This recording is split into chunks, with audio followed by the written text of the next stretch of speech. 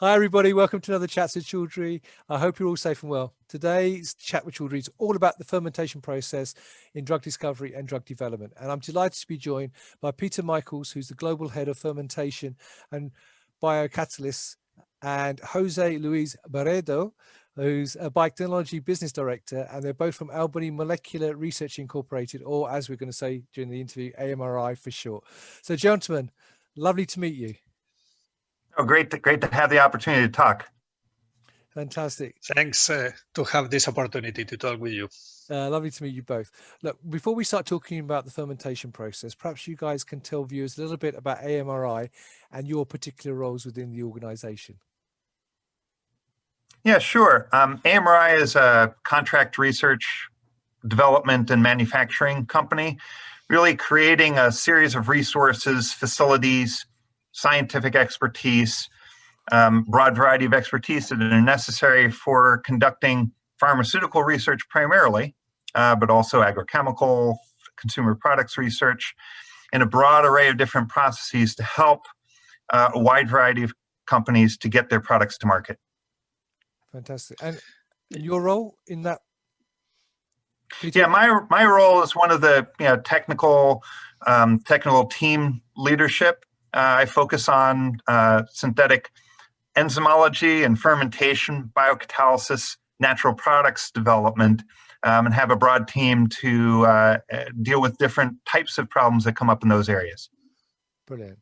And Jose Luis, your role? In my case, I'm in charge of the León and San Cristobal site in the northwest of Spain, where we do fermentation of microorganisms and also downstream process to purify the APIs produced by these microorganisms. Then we have a team here in Spain with large experience on fermentation and downstream process, and we do fermentation from the very beginning, from the lab scale, pilot development, and also we do the scale up to industrial processes. And we are collaborating with our teams in AMRI in Albany, where they do mainly lab scale and pilot, and the site of Rossano in Italy, where they do large scale fermentation.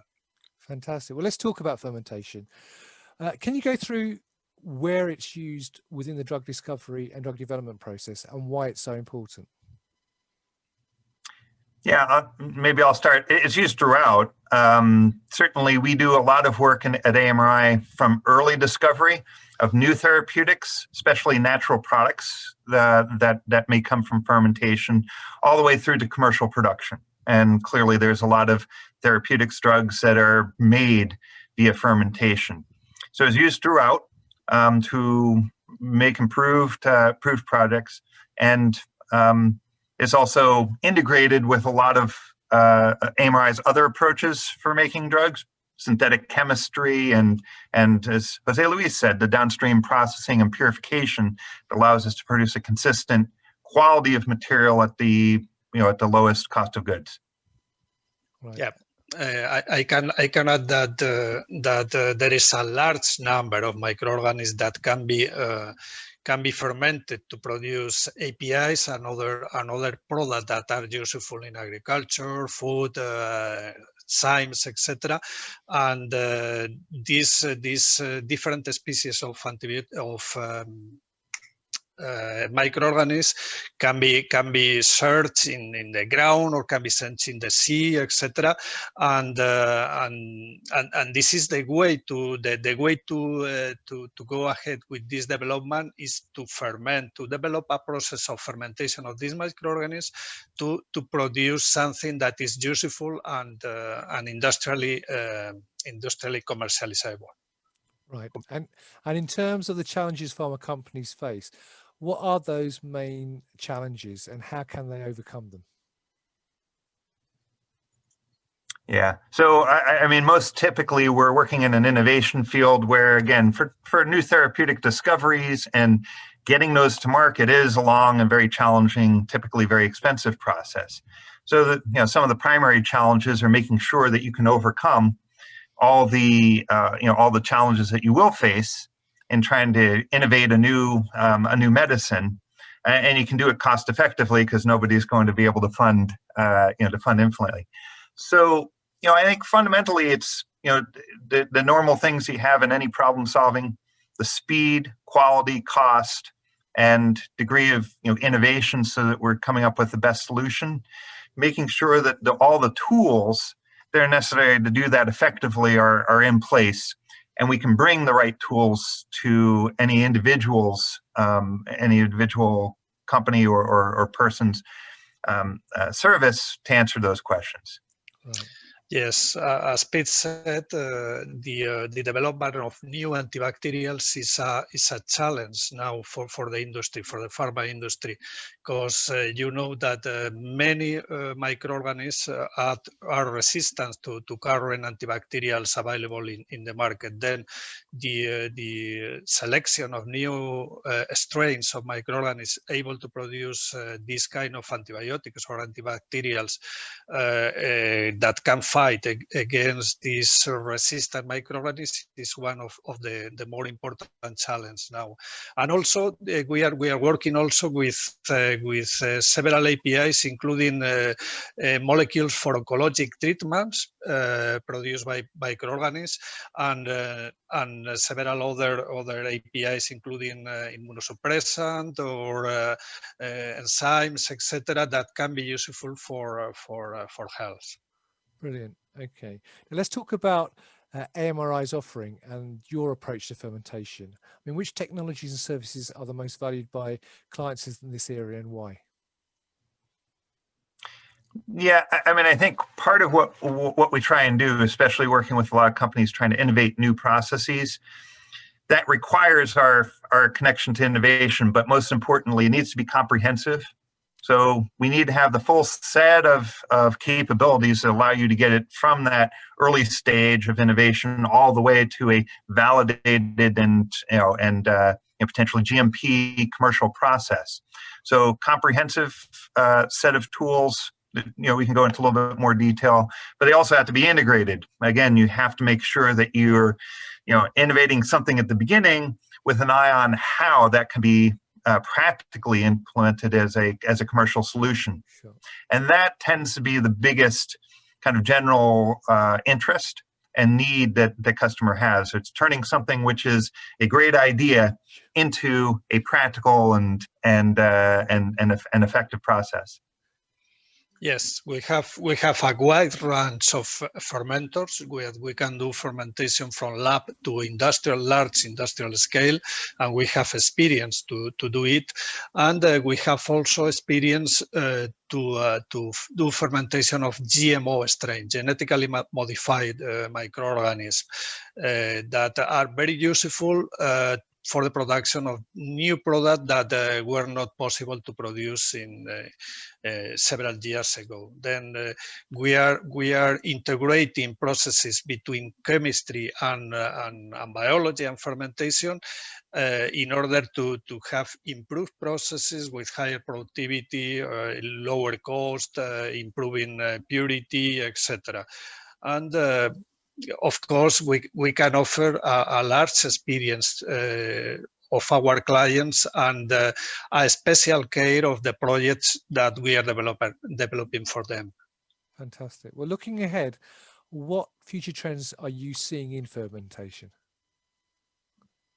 Yeah, certainly. One thing I think we've already kind of alluded to is there seems to be a definite resurgence in interest in natural products. Right. So, as pharmaceutical development or medical research continues to move along, a lot of the more simple problems have been solved, and there's drugs for those. We're typically facing major illnesses that have more complex biological and therapeutic targets, and therefore they need more complex typical molecules. And that's one characteristic of natural products.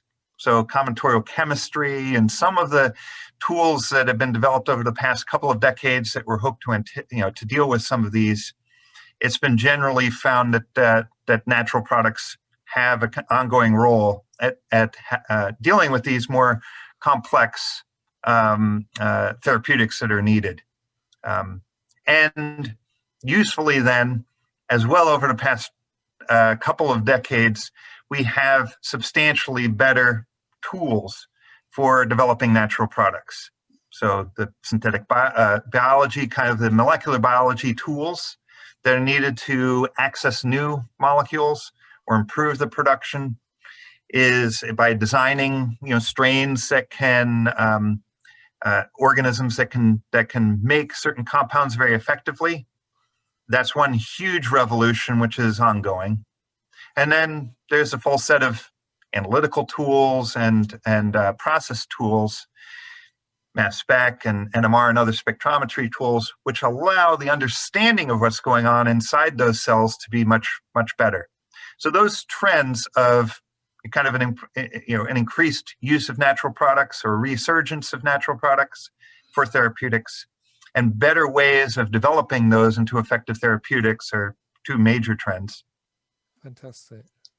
Yes, fully agree with Pete. Synthetic biology is open the possibility to produce a new range of APIs and other kind of product that several years ago was not possible to produce with microorganisms. And there are tools, including genomics, proteomics, transcriptomics, etc., that allow to do metabolic engineering of the biosynthetic pathways of these microorganisms in order to have improved microorganisms or new products produced by these microorganisms.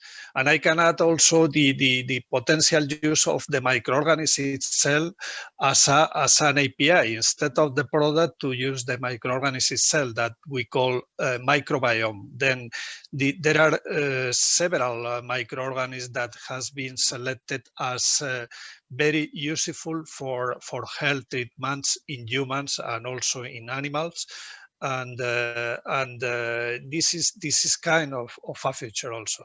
Fantastic. Well, thank you very much for that. It's been very interesting. I know you gentlemen, I've got to rush off to other meetings, so I'm not going to keep you, but if people want to know more about fermentation and AMRI solutions in this area, where can they get more information?